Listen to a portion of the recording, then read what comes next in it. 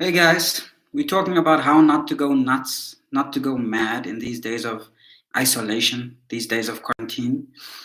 We're all in this boat together, and some of us are in quarantine by our lonesome selves, like me.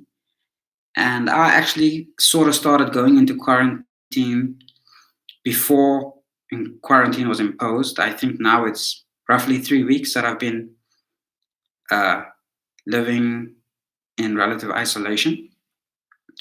And after a while, you start talking to the walls. You could even give them names if you like, you know, and you start to go a little bit nuts. Oh, well, you could. And that's sort of what happened to me. I'm sure that happens to a lot of people. You sit there and you're wondering, like, okay, now what? You know.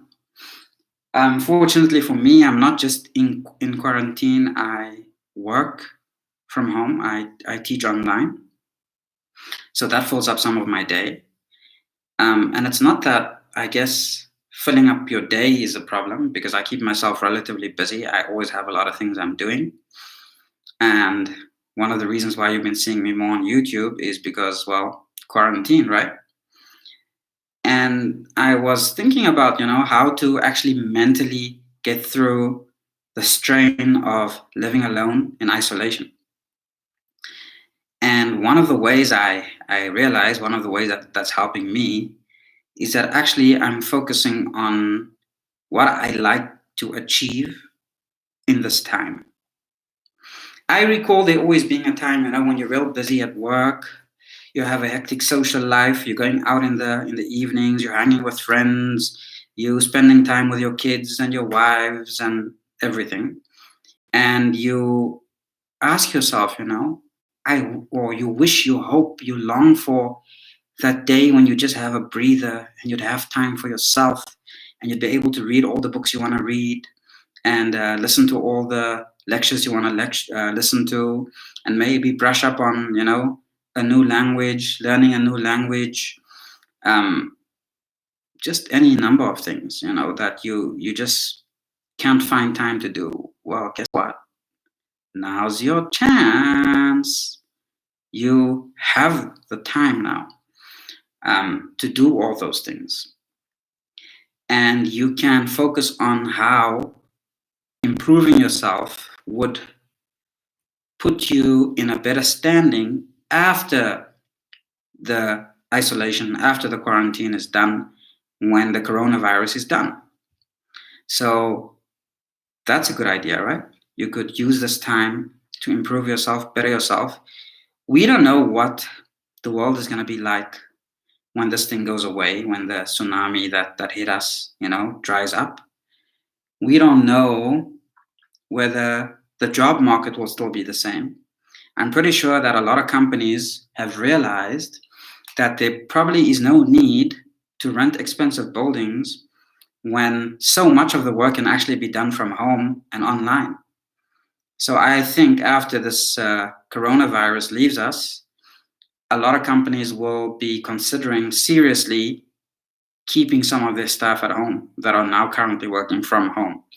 Because as time goes on, the online platforms are being ironed out. Uh, the servers have been increased in size to accommodate more traffic and so on. So we actually going through a period where the way we work is probably, well, not probably, definitely being revolutionized. Not that we didn't have the technology, we just didn't consider it to be that necessary, or perhaps we didn't consider it to be ideal. But now, while things are being ironed out and while work is still getting done even from home, perhaps a lot of companies wouldn't see the need anymore to have people commute to work. Well, as not as many people commute to work. So that's one of the positive things that's coming out of this. Yeah, tell me what you think. Another way to just keep your mind really, really focused, you really need to keep your mind focused actually in times like this, is to stay with your long-term goals and plans in your life. uh, use this time to refine those goals. Draw up a list of those goals, write them down again, remind yourself why you do what you do, and just, plot out. Perhaps there's a lot of research that needs to be done that you've been putting off, to refine your plans for your long-term goal, 5 years or 10 years into the process. So maybe you need to relook at your long-term goals, do some more research, figure out, perhaps there are better ways of getting there, and revise your plans. That's a possibility. One thing I think this coronavirus has taught us is that people in major cities are probably more vulnerable than people on the outskirts in rural areas. It may have been an opportunity to consider those ideas you might have had in the past, where you thought to yourself, you know what, urban to rural migration might be a good idea. You might have thought, okay, let me get a farm, let me move out into the countryside. Maybe this event, this coronavirus pandemic, may have helped you figure out that there might be a sense of urgency in trying to fulfill that in the long run. That's a possibility. So yeah, so instead of being bored, instead of going mad, being frustrated, use this time to reflect. You can do some self-reflection if you're not reflecting on your goals and your ambitions in life, which is kind of very external. You can do some intrinsic, you can do some work on yourself. What are your self-actualization goals? What do you want to be as a person, as a human being? How would you like to be? How can you improve yourself, your mentality? You might use this time to reflect on your past, on how you got to where you are right now in your life, whether you are satisfied with where you are right now in your life. Most people are not. And whether you need to revise some of the life patterns that you've had until now, because of course your present is a product of your past decisions, and what you attract to yourself as a human being. So many people just think, you know what, things just happen to them. No, things don't just happen to you, okay? You attract certain people in your life. You attract certain events. You attract that which surrounds you. And if that which surrounds you is not good, I was going to use a different word, not good, then not good. But if that which surrounds you is negative, if the people around you are negative, if the people around you are people that are trying to pull you down, if the people around you are not conducive for your growth as a human being, then, well, you got to ask yourself, why did you attract those people into your life? Because you attracted them into your life. So ultimately, this is a chance for you, a great chance actually, for you to take stock of yourself, your life, your decisions, because really it is all about you. Your life is actually all about you. And the sooner you figure it out, the better it will be for you. The sooner I figure it out, the better it will be for me. I'm not preaching. I'm not saying like I got everything figured out. Obviously, I'm not. Look, I'm sitting on a live YouTube thing talking to nobody. So clearly I don't have everything figured out, But, this is our opportunity. Look at the upside of this quarantine, of this isolation, and take advantage of it, Use it as a springboard in your life towards accomplishing things and towards doing things you might have not had the time for in the past. Instead of being bored, and looking for a distraction, be distracted with yourself and figuring out why you do the things you do, um, where you are with yourself, what your insecurities are, and how things have gone for you personally in your life, in your past. So those are some of the things you can think about. Let me just say something here. Is there actually someone listening to me? I know you kind of have to schedule live streams, and I'm just trying it out really. And I really don't mind that, I may be speaking to one or two people. I don't know. It says here one person. Um, I'm not that famous, I'm not a famous YouTuber or anything that I'm gonna have like a whole list of people watching me. I'm not a celebrity or anything. But that's okay. So yeah, and then also the other thing, that I want to mention in this time of the coronavirus and when we are in isolation, is that really there's no need to panic. Panic just creates chaos. And the last thing we need in any country that we live, whether it's in the United States, whether it's in my country, in South Africa, wherever you live, panic is the last thing that we need to happen right now, because you just compound the issue.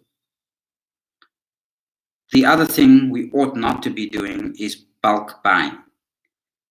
Now, when I say bulk buying, I don't mean buying enough groceries for a week, okay? I mean trying to buy the whole shop and then forgetting that there are people out there who can't afford to buy the whole shop. People who can only afford to buy a week's supply of groceries, or a couple of days at a time. And then those people who need food come to the grocery store and find that all the shelves are empty because some rich and selfish bastard bought up the whole shop. Okay, that is just ridiculous. It is unethical. It is immoral and just wrong. Okay. So, yes, I get everyone believes and feels that they are important. And I'm not saying you're not important. Y'all are all important, right? Everyone thinks that their family is the most important.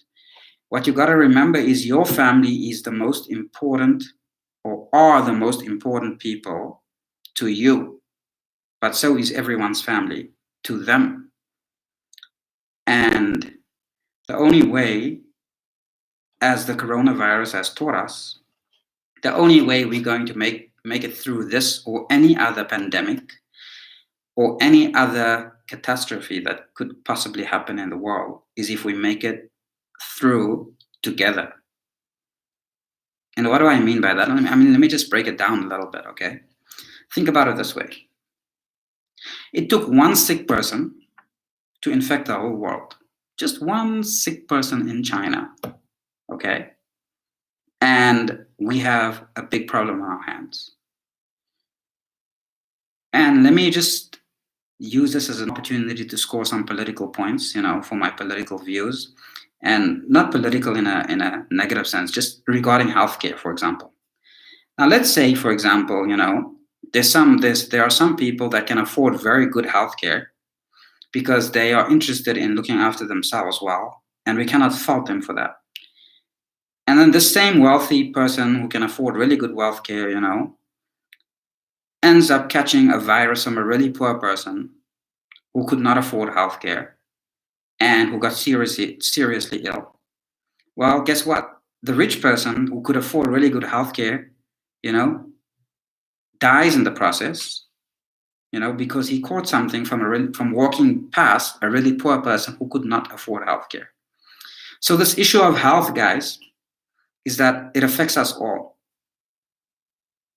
Healthcare should be of a very high quality and standard for everyone in order for everyone to benefit from good health. This is something I think this coronavirus has possibly taught us, if we want to take heed of that. Because as you can see, one really sick person, right, can affect, thousands of very healthy people. But if we took care of, not that I'm not saying the coronavirus happened this way, but I mean, just theoretically, right? If we take care of the really sick people, though they be poor, or though they can't afford, private healthcare, it is less likely that anyone would need private healthcare, fancy healthcare, if everyone has good healthcare. I don't know. Maybe y'all are gonna say I'm being a socialist or communist or something. I'm not. I'm just saying, look, in all practical terms, I'm not saying there shouldn't be the free market shouldn't function as a free market. But healthcare, I think, is just a basic necessity that ought to be provided by governments around the world for their citizenry. After all, most governments collect hefty taxes for these type of social services, which they should then offer for free for everybody, because it does affect everyone when one person gets really, really sick. So that's kind of what I'm saying. So yeah, guys, don't bulk buy. Don't panic at all. Don't panic. This too shall pass. Inshallah, this too shall pass. And we will make it out of this together. Just keep your wits about you. Stay focused on what you want to accomplish in your life. Do some introspection and come out of this stronger. And if y'all want to talk just about anything, I have a lot of time to talk about stuff, meditation, prayer, or anything like that, maybe to help you, focus your mind. I'm good at that, I think. Maybe we'll find out. We'll find out as I continue this journey of isolation into the 4th and 5th and 6th week. We'll find out how it's going. Okay, well, I think that's about it. I'm out, guys. And from my side, good night.